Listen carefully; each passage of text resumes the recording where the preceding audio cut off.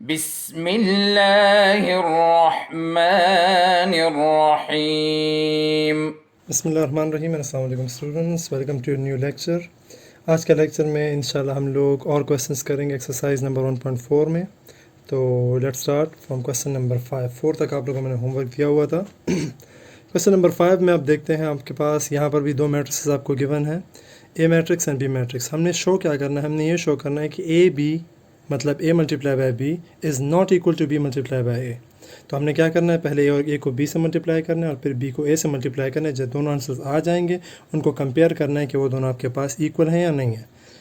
अब यहाँ से एक और चीज़ भी फाइंड हो जाती है। यहाँ से अगर आप देख लें, यह असल में क्या है, कम्यूटेटिव लॉ है। Commutative law with respect to multiplication है। अगर आपको लास्ट एक्सरसाइज याद हो, लास्ट एक्सरसाइज में हम लोगों ने पढ़ा था कि जब दो मैट्रिक्स आप ऐड करें और उनकी पोजीशन चेंज कर लें, इन दोनों को ऐड करें, आपके पास आंसर सेम आएगा। इसको कहते हैं commutative law with respect to addition.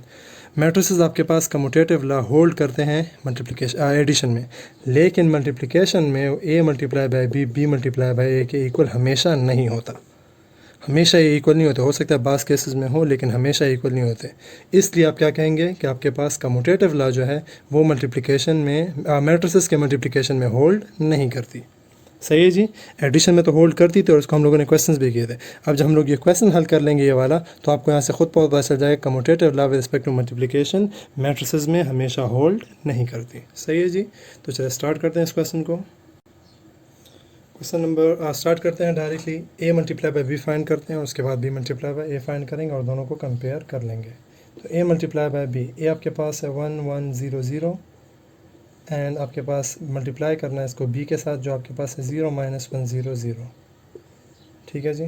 तो ए मल्टीप्लाई बाय बी यहाँ से देख लें, प्रोसेस वही है, आपको मैंने लास्ट लेक्चर में बताया था। First row first column 1 multiply by 0 plus 1 multiply by 0, फिर first row second column 1 multiply by -1 plus 1 multiply by 0।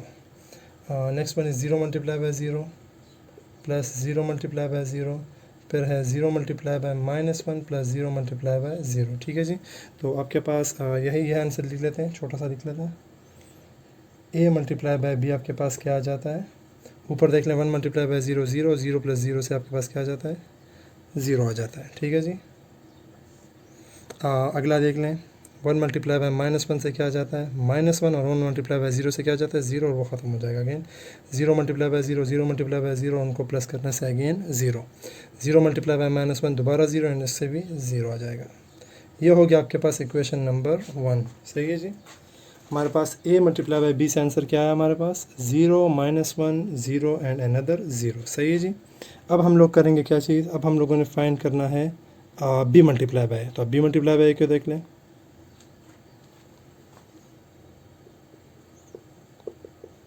अब क्या लिखना है, बी पहले लिखना है और ए बाद में लिखेंगे। A will be 1 1 0 0। ठीक है जी। 0 multiply by 1 plus -1 multiply by 0, first row second column 0 multiply by 1 plus -1 multiply by 0। Next one is 0 multiply by 1, फिर आपके पास है 0 मल्टीप्लाई बाय 0, फिर second row second column 0 multiply by 1 plus 0 multiply by 0। ठीक है जी। आंसर क्या आ जाएगा, इससे देख लें, बी ए का आपके पास आंसर आ जाता है 0 multiply bye anything zeros, 0 plus 0 फिर 0, 0 multiply bye anything zeros and 0 plus 0 फिर 0, यहाँ भी 0, यहाँ भी 0। तो क्या लिखेंगे आप, from 1 and 2 A B is not equal to B. यही चीज़ आप लोगों ने क्या करनी थी, प्रूफ करनी थी कि ए बी क्या है आपके पास, नॉट इक्वल टू बी ए है। तो यहाँ से आपके पास ये बात भी आ जाती है, commutative law with respect to multiplication आपके पास क्या है, मैट्रिसेस में होल्ड हमेशा नहीं करता। सही है जी। चले मूविंग ऑन आगे, क्वेश्चन नंबर 6। क्वेश्चन 6 क्वेश्चन 7 जो है वो क्वेश्चन 5 एंड 4 की तरह ही है, तो आप लोग उस पर ख़ुद अटैम्प्ट कर लें, ट्राई कर लें, आसान है बिल्कुल, आप लोग कर सकते हैं उसको। क्वेश्चन नंबर 8 की तरफ आ जाते हैं। क्वेश्चन नंबर 8 में अब आपके पास एसोसिएटिव लॉ है। एसोसिएटिव लॉ यही लॉ है आपके पास कि a multiply by b in brackets, मतलब आप पहले इसको अगर हल करते हैं और इन दोनों के आंसर्स को, इन दोनों मैट्रिसेस के मल्टीप्लिकेशन को अगर आप c से मल्टीप्लाई करें, वो आपके पास इक्वल होगा if you do multiplication of bc first and multiply it with matrix a। ठीक है जी, तो ये आपके पास है associative law with respect to multiplication. अब कम्यूटेटिव लॉ तो आपके पास होल्ड नहीं कर रही थी मैट्रिसेस में, लेकिन एसोसिएटिव लॉ आपके पास मैट्रिसेस में होल्ड करती है इन मल्टीप्लिकेशन। ओके, ये एडिशन में भी करती थी, मल्टीप्लिकेशन में भी करती है। तो सिंपल सा प्रोसेस होगा, ये साइड हम लोगों ने पहले हल करना है, फिर ये वाली साइड फाइंड करेंगे और फिर इक्वेशन 1 इक्वेशन 2 जो दोनों आंसर आएंगे उनको हमने क्या करना है, कंपेयर करके फाइंड करना है कि दोनों इक्वल हैं या फिर नहीं है। ये वाला साइड ले लेते हैं, a multiply by b in brackets multiply by c। तो हमने क्या करना है, पहले a b को मल्टीप्लाई करना है, उसके आंसर को फिर c से मल्टीप्लाई करना है। यहाँ ब्रैकेट्स में लिख लेंगे matrix a multiply bye matrix b, और इनको फिर लास्ट में मल्टीप्लाई करना है मैट्रिक्स c से। सही है जी। अब मल्टीप्लिकेशन हम लोग कर रहे हैं तो ब्रैकेट्स अब नहीं लगाते, डायरेक्ट मैट्रिक्स लिखेंगे। यहाँ पर अगर आप देख लें, फर्स्ट मैट्रिक्स के नंबर ऑफ़ कॉलम्स कितने हैं, एक, सेकंड रो के नंबर ऑफ़ रोज़ कितने हैं, 1, तो ये मल्टीप्लिकेशन कन्फर्मेबल है। First row first column -1 multiply by 2। अब यहाँ पर कोई दूसरा नंबर नहीं है तो आपने नीचे वाले नंबर के साथ कुछ मल्टीप्लिकेशन नहीं करना। फिर first row second column -1 multiply by -2। देखिए यहाँ पर अगर दूसरा नंबर होता तो फिर हम लोग एडिशन वाला भी हिस्सा करते, लेकिन वो अब यहाँ पर पॉसिबल नहीं है। Second row first column 1 multiply by 2, फिर second row second column 1 multiply by -2, और इसको हमने मल्टीप्लाई करना है later on with matrix C. Answers को देखने इस साइड पे, -1 मल्टीप्लाई बाय 2 -2 माइनस प्लस 1 2 ज़ार 2, 1 multiply by 2 2 and 1 multiply by -2, और इसको हमने मल्टीप्लाई करना है with matrix C which is 3 1 -1 and 2। ठीक है जी, मल्टीप्लिकेशन यहीं पर कर लेते हैं नीचे। अगेन यहाँ पर 2 कॉलम्स हैं, दूसरे में 2 रोज़ हैं, number of column number of rows same है, मल्टीप्लिकेशन पॉसिबल है। मल्टीप्लिकेशन कर लें, -2 multiply by 3 plus 2 multiply by -1, ये हो गया फर्स्ट रो फर्स्ट कॉलम। फिर फर्स्ट रो होगा सेकंड कॉलम के साथ, तो आप लिखेंगे -2 multiply by 1 and 2 multiply by 2। Next one 2 multiply by 3 plus -2 multiply by -1, फिर last -2 multiply by 1 plus -2 multiply by 2। ठीक है जी, ये हो गया आपके पास मल्टीप्लिकेशन। अब इसमें कैलकुलेशन कर लेते हैं, a multiply by b multiply by c, ये आपके पास क्या हो जाएगा, फाइंड हो जाएगा। तो आप यहाँ पर लिखेंगे a multiply by b in brackets multiply by c, the answer is 2 multiply by 3 6 and minus है तो -6 plus 2 multiply by -1 minus plus क्या आ जाएगा, माइनस आ जाएगा। -2 मल्टीप्लाई बाय 1 -2, 2 2 ज़ार 4, 2 3 ज़ार 6 एंड माइनस प्लस 2 1 ज़ार 2, और प्लस प्लस से फिर प्लस आ जाता है। 2 multiply by 1 2 and -2 multiply by 2 -4, minus multiply by plus -4। सो आपके पास फर्स्ट हिस्सा है, फिर इक्वेशन नंबर 1 यहाँ से फाइंड हो जाता है। -2 -6 से -8, -2 प्लस 4 से +2, 6 + 2 से 8 एंड 2 - 4 से -2।